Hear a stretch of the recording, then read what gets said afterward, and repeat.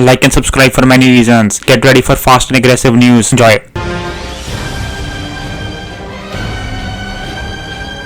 Nintendo confirms a $90 price for full Breath of the Wild experience on Switch 2. Nintendo has confirmed the DLC for The Legend of Zelda Breath of the Wild on the Switch 2 isn't included in the $70 price tag. It's an extra $20. Imagine convincing parents to buy a $90 game, lol, and on a game that's 8 years old. Death Stranding 2 will feature an accessibility option to let players clear boss fights without engaging in combat. Kojima elaborated that Death Stranding 2 on the beach will offer an extra option on the game over screen, likely in easy mode, below the continue option.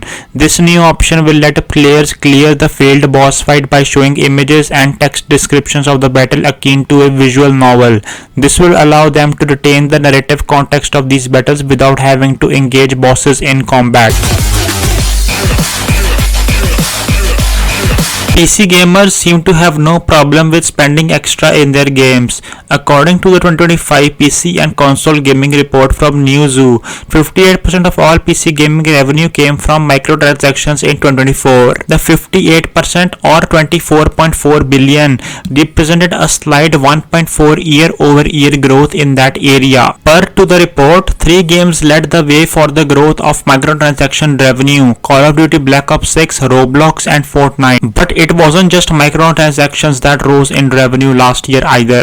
DLC revenue also saw a slight jump of 0.8% to $5.3 billion on PC.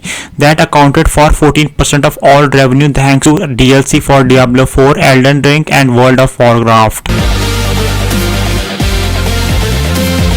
Sony Interactive Entertainment has announced that its game subscription service PlayStation Plus will receive a price hike across multiple regions on April 16, 2025. The official PlayStation blog in Latin America, Brazil, Singapore, Malaysia, Thailand and Indonesia has announced that, like many businesses around the world, Sony Interactive Entertainment continues to be impacted by global market conditions, which has led it to make the decision to increase the price of each of the PlayStation Plus subscription tiers. As per the company, this price adjustment will enable it to continue bringing high quality games and value added benefits to the subscription service.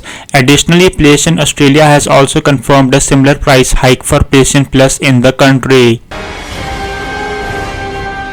Compulsion Games community manager Katie Robinson says an end goal would be to see the top streamers on the front pages of Twitch or YouTube be black folks who are queer, trans, brown, disabled and not be outnumbered by cisgender white people, specifically white men, and not just during a specific Black History Month or Women's History Month at any time of the year.